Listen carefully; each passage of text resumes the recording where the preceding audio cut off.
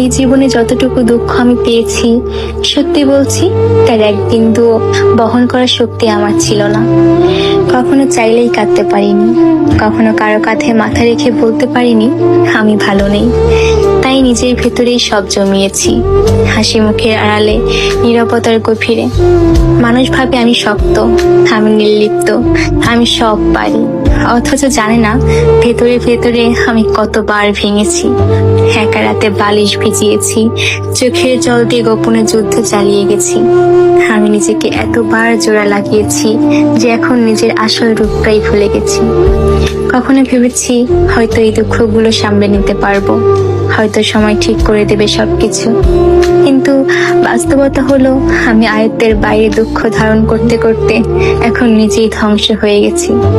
এখন মনে হয় আমি আর আমি নেই, আমি কেবল এক ভাঙা মানুষ যার ভেতরে অনেক কথা জমে আছে, কিন্তু শোনার কেউ নেই।